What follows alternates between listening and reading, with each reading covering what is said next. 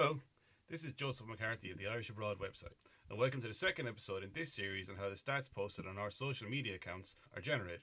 I hope you enjoyed the first episode, which introduced the player, level, manager, country, and game data used to generate the stats, the helper libraries for each type of data, and an example of using each one. If you haven't watched it yet, you probably should go check it out, otherwise a lot of what's going to be discussed here will go over your head. You can go ahead, I'll wait here. All caught up? Good. In this episode, I'm going to explain how three different stats were arrived at. That Stephen Kenny is the first Ireland manager to lose to two teams ranked outside the top 90 countries in the world by FIFA. That the margin of victory over Scotland is a new high for wins against higher ranked opposition in a competitive game. And that Alan Browne's goal against Belgium was the fastest goal scored by a substitute since James Collins against Serbia. I'm going to talk you through writing a program to determine each stat by processing the relevant JSON files, similar to the examples from the first episode. Before you start, you will need to clone the repo from GitHub, or if you've already done that, pull the latest code using Git so all the files on your machine are up to date, and I'll include a link to the repo in the description. The first stat we're going to examine is that Stephen Kenny is the first manager to lose two games to teams ranked outside the top 90 in the world by FIFA. To confirm this, we'll need a program to process the games.json file to find games where both teams had a FIFA ranking, where Ireland lost, and where the opposition was ranked 90th in the world or lower. So let's get started. Open any text editor. The program will be processing the games.json file, so it's a good idea to have it open in the background for reference. Now create a new file. First, and something we're almost always going to need in these programs, is the file system Node.js library, or FS for short. So add that to the start of the file. Read the games.json file using the file system read file sync function. Then parse the contents with the built-in JSON object, and finally assign it to the local variable games for processing later. To make sure everything is working correctly at this stage, let's write a short function that will print the date, level and scoreline of each game to the console. This function will be built on as the program progresses to include extra information. Displaying the level and countries that played in each game will require the level and countries libraries, so add those at the top of the file. Now, write an empty function that takes a single game object as a parameter named processGame. To get the level each game is played at, use the getLevelById function from the levels library, and get the country for the home and away teams using the getCountryById functions from the countries library. Both of these functions were discussed in the first video, so go back and watch it if you're unsure about them. Finally, format the date property of the game object so it's human readable. This will require the utils library, so add that. Now the program can use the utils today.js function in the library to create a day.js object from the date property of the game object, which can then be formatted to be human readable. Now let's add all of these objects along with the scored property from the home team and away team objects in the game object to a console.log statement so we can see the details from each game. The /t separating each value tells the console to insert a tab character between values, which I prefer to spaces, but you can use spaces if you prefer. The function is now ready to be called. Use the for each function of the array type to pass each object from the game's array, i.e. each game, to it as a parameter. Save the file in the International Data repo directory so you can read the JavaScript libraries and the JSON files, then open a terminal window and execute it with Node.js. You can see here the processGame function is processing each game correctly and displaying the details from it, but it's displaying every game, which is not what is needed. The output needs to be limited to losses to teams outside the top 90 in the world rankings. Two functions will be needed to filter out these games, one for losses and one for ranked games. A custom filter function in JavaScript has to return a Boolean value, true if you want to keep the object and false if you want to ignore it. We'll write the filter function for ranked games first. Similar to the processGame function, it will take a single game object as a parameter. All that needs to be checked is that both the home team and away team objects of the game parameter have a ranking property.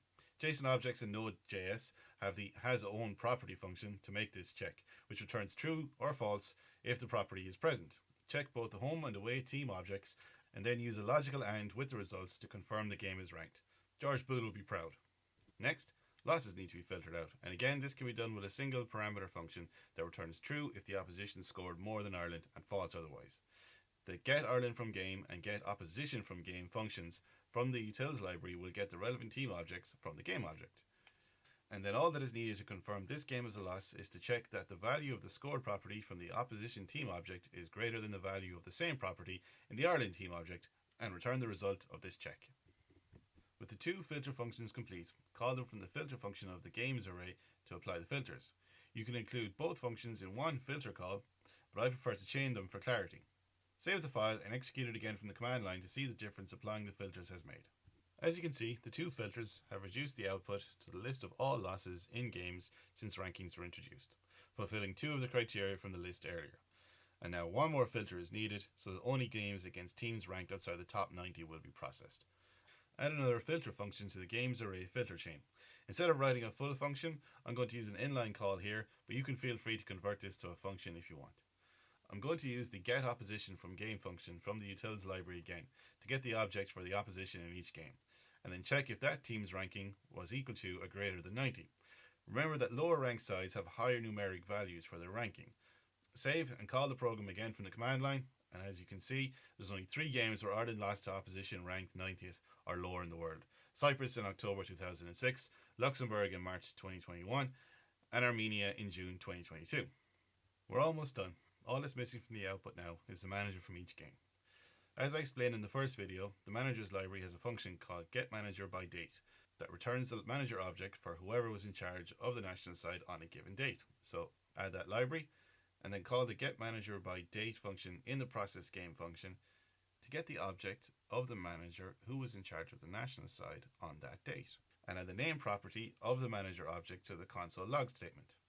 Since the rankings are included in the game object, it makes sense to add those to the log for extra clarity. Save and run the program from the command line one last time. You can see it shows the managers, dates, the level and the result details from each loss to a team outside FIFA's top 90, and you can see that it's the current manager Stephen Kenny who's the only manager so far to lose more than once. Congratulations on your first international stat.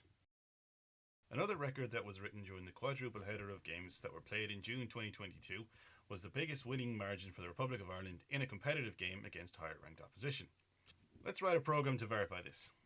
This isn't going to be too different to the last program. Again, it'll filter out games where both teams are ranked, except this time instead of losses, it'll need a filter for games where Ireland won, a filter for games against higher ranked opposition, one for competitive games, and finally, the margin of victory for each game will need to be calculated. Since there's so many similarities to the losses program, save a copy of it and let's work on the new file. The program will still need to filter games played since rankings were introduced by FIFA, so the first filter in the chain will remain exactly as it is.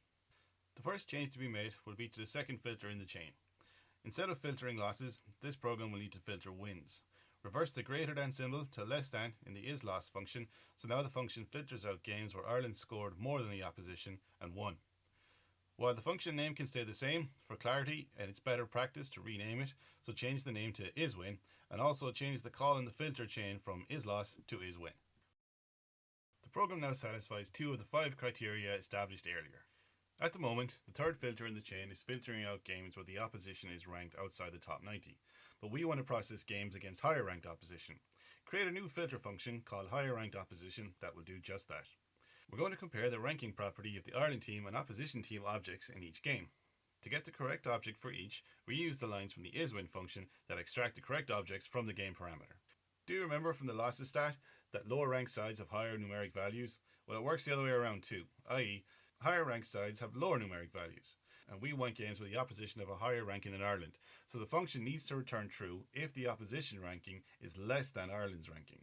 Change the third filter in the chain from the inline filter to call this new function. Running the program now gives all wins, competitive and friendly, against higher ranked opposition, so another filter is needed for competitive games. A new Boolean property has been added to each object in the levels.json file called isCompetitive, indicating if the level is competitive or not. The program will need a new filter using this property to filter out competitive games. This is a fairly straightforward check, so it doesn't really need another function. It can be handled by an inline filter instead. First, retrieve the relevant level object using the getLevelById function in the levels library using the level property from the gain object, and then, by returning the value of the isCompetitive property of the level object, competitive games will be filtered out. Simple. Run the program and see that it's now processing all competitive wins against higher ranked opposition. Next, the program will need to calculate the margin of victory in each win. Since the game objects don't include this value, it will need to be added to each object with a mapper function. Create a new function to calculate the value with a single game object as a parameter. The value itself is easy to calculate. It's the difference between the number of goals scored by both teams, i.e. the value of the scored property of the Ireland object in the game minus the value of the scored property of the opposition object. Use the same 2 lines as before to get the 2 team objects from the game. Calculate the value by subtracting the number of goals scored by the opposition from the number of goals scored by Ireland. Then, use the object.assign function to add this value as a new property to the game object, and return the object with the new property included from the function. In order to apply this function to each object in the games array, add a new call to the array.map function to the chain, and include the calculate margin of victory function as a parameter. Finally, add the margin of victory property to the console log in the process game function so it's displayed when the program is run. Running the program now displays each of the current 12 competitive wins against higher ranked opposition, the manager in charge, the date, the competition the win took place in, the teams and their rankings, the scoreline and the margin of victory. You can read here that the last entry in the list, the 3-0 win against Scotland in June, has the highest value for the margin of victory. But what if there were more victories? Say there was 100. It wouldn't be as easy to find the biggest margin of victory. By adding one more step and sorting the filtered games by the margin of victory property, the largest margin of victory will be easier to find. Before calling the process game function, add an array.sort call to the chain. Sort calls take two parameters, and in this case game objects, so let's call them game 1 and game 2. And in order to sort them in descending order, we need to subtract the margin of victory property of game 1 from the same property in game 2. Execute the program from the command line one last time to show that yes, the 3-goal margin of victory against Scotland is the largest margin of any win against higher ranked opposition in a competitive game. Finally, I'm going to explain how the stat about Alan Browne's goal against Belgium was arrived at. Browne scored his equaliser in the 85th minute of the game, 9 minutes after he was introduced for Jeff Hendrick. This was the fastest goal by his substitute since James Collins scored against Serbia in the 86th minute, 7 minutes after he was introduced for, coincidentally enough, Alan Browne. Breaking that down into criteria for the programme, it'll need to filter the games where Ireland scored, where at least one substitute was introduced, and one substitute scored in 9 minutes or less. This is going to start similarly to the previous two stats, but it's going to get a little complicated as the program develops.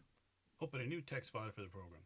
Start by reading the games.json file with the file system, or FS library, using the same code snippet from the first two stats.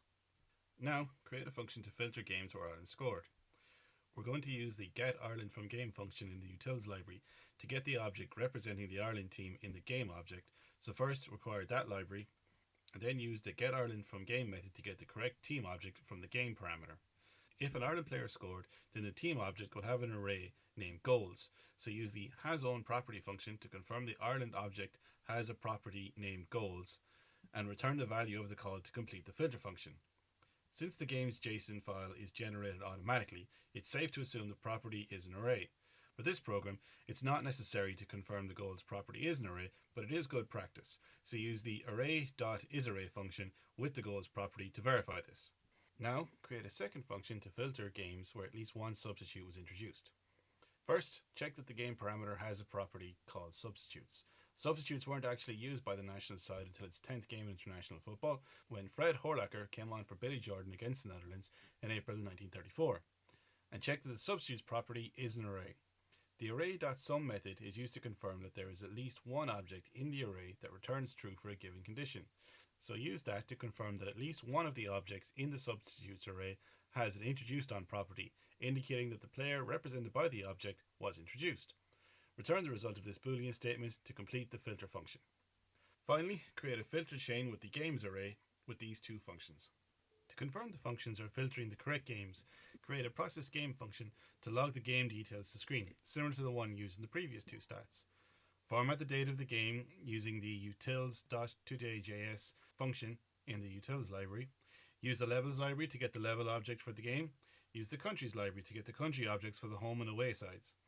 Add the number of substitutes to the log by filtering the number of objects with the introduced on property from the substitutes array and using the length of the filtered array. Now add all of this to a console.log statement and apply it to each object in the games array. Then save and run from the command line to confirm the filters are working correctly. This is where things are going to start getting complicated. The games where Ireland scored and at least one substitute was introduced have been filtered from the games.json file. Each goal object has a player ref property which references an object in the players.json file, and each object in the substitutes array also has a player ref property which references the same file. By matching the objects in the goals array of the Ireland team object with the object in the substitutes array with the same player ref value, we can create a new value of goals scored by substitutes in each game. Let's take this slowly. Create a new function that will return an array of objects consisting of the goals scored by substitutes in a game.